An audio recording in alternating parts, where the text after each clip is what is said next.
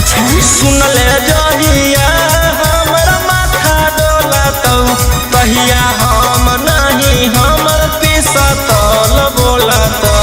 पागल है की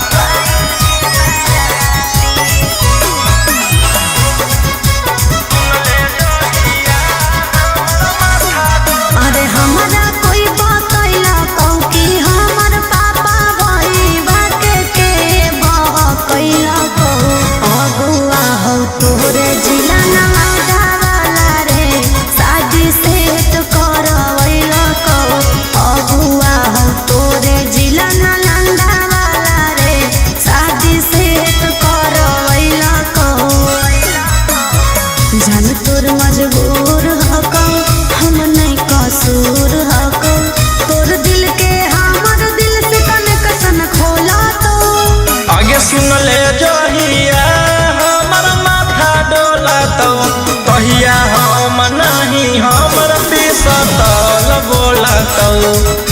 सुन ले जहिया हमर माथा डोलतौ कहिया हम नहीं हमर पिसतल बोलतौ।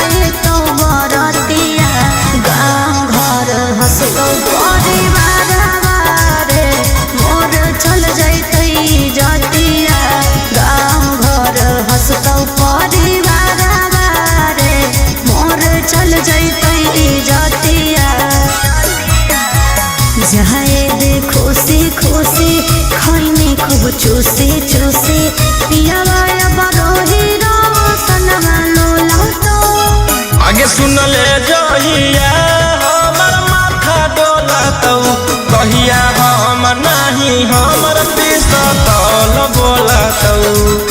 सुन ले